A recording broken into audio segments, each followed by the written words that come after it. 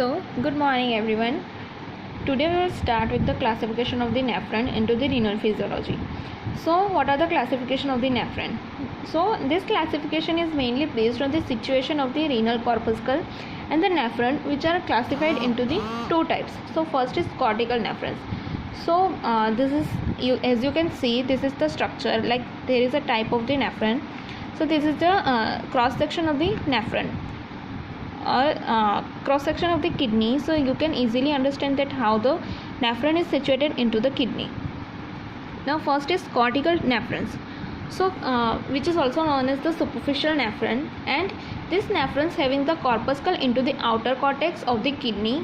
So this is the outer cortex, this is the outer cortex of the kidney, and the corpuscle of the nephron which is situated here.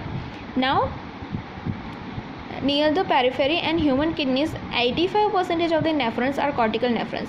So cortical nephrons means their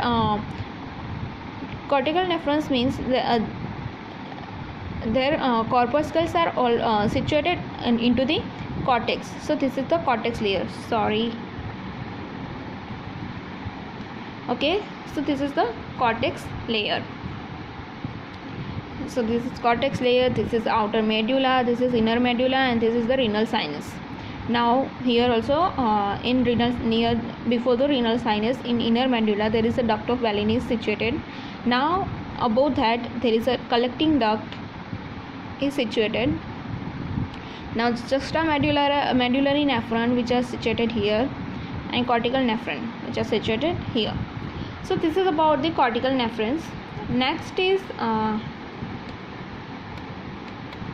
there are some features as well as the cortical nephrons and juxtamedullary nephrons. Wait, I will first go with the juxtamedullary nephrons, and then we will talk about the differentiation between these two nephrons.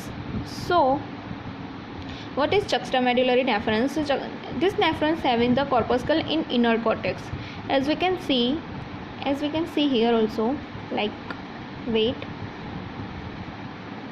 here also.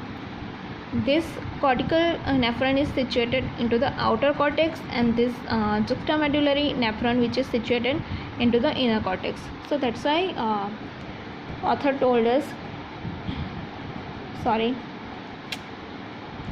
so this juxtamedullary nephrons having the corpuscle into the inner cortex near the medulla or corticomedullary junction. Now we will talk about the differentiation between these two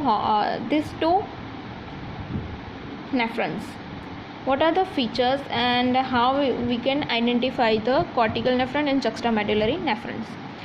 So 85% of the human kidney there are cortical nephrons, and 15% of the human kidney there are juxtamedullary nephrons. Second feature is situation of the renal corpuscle. So this renal in cortical nephron there are situated outer cortex near the periphery, and in juxtamedullary nephron which are situated into the inner cortex near the medulla. Now second feature, that is loop of Henle. So loop of Henle in cortical nephron, it is short and hairpin band like structure which is penetrate only up to outer zone of the medulla. And in juxtamedullary nephron it is long, so loop of Henle is long, as well as this hairpin band like structure which will penetrate up to the tip of the papilla. So what is hairpin like structure, that I already told you into the video when I in previous video when I show you about the structure of the nephron. So next feature is blood supply to the tubule. So in cortical nephron, blood supply which is provided by the peritubular capillaries, and in juxtamedullary nephron it is provided by the vasa recta. And what is the function of the cortical nephron? Next feature is function. So in cortical nephron the formation of the urine, and the juxtamedullary nephron which is mainly the concentration of the urine as well as the formation of the urine. So this both nephron is differentiated by these features. Next we will talk about the structure of the renal corpuscle. So renal corpuscle it is formed by two portions, like first is glomerulus and second is Bowman capsules. So what is glomerulus? So glomerulus, it is the tuft of capillaries and which is enclosed by the Bowman capsules, and it consists of glomerular capillaries interposed between the afferent and efferent arterioles. So in this there is a one structure, okay, so this is the figure. In this you can see this is the Bowman capsule. Okay, so this is the Bowman capsule, and in this the bigger one which is known as the afferent arterioles, and the smaller one which is known as the efferent arterioles. And in this you can see like structure which is known as the glomerulus, which is made of by afferent arterioles and efferent arterioles. Now it has one layer, this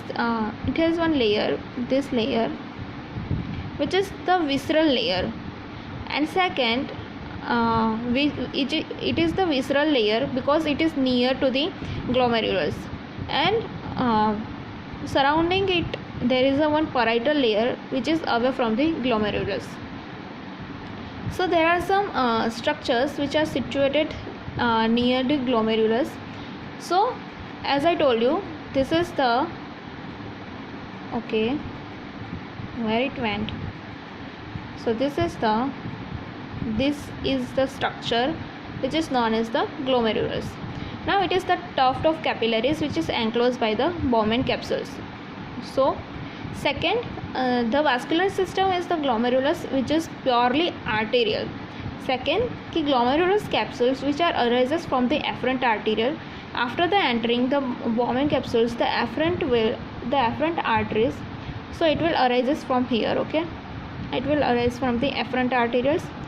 After once it will entering into the Bowman capsule, the arteriole will divided into the 4 or 5 large capillaries. Now each large capillary which will subdivide into the many small capillaries. Now these small capillaries which are arranged into the irregular loops, as well as they will form some anastomosis, and now these capillaries will form one, these smaller capillaries will finally reunite with each other, and they will make one big arteriole which is known as the efferent arterioles, and this efferent arteriole will leave the Bowman capsule. So this is the structure of the glomerulus and the Bowman capsules. So next is, what are the functional histology? So in the histology, these glomerular capillaries are made up of a single layer of the endothelial cells, and these are attached to a basement membrane. Now this endothelium has many pores which is known as the fenestrate or filtration pore. So this filtration pore which is mainly helpful to the for the filtration function of the glomerulus. Now this glomerulus which is also the function of the glomerulus, as you all know, that they will help to filtrate the waste product from the waste. They will filtrate the waste product, and they will save some useful products from the waste. So this filtration pores which is the proof that this glomerulus will work for the filtration function. So this is about the functional histology of this. Next is Bowman capsule. So Bowman capsule is this capsular structures which is enclosed by which is formed by 2 layers. First is inner visceral layer, and second is outer parietal layer. Now this visceral layer which is covered the glomerulus capillaries, as I show you, and which is this visceral layer is only continuation, and it is after the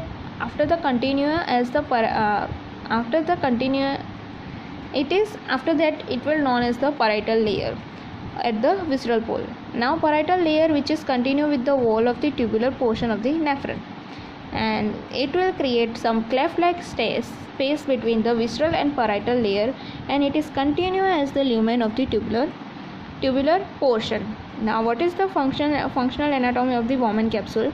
So it is same, it is funnel with the filter paper, and the diameter of the Bowman capsule is 200 mu.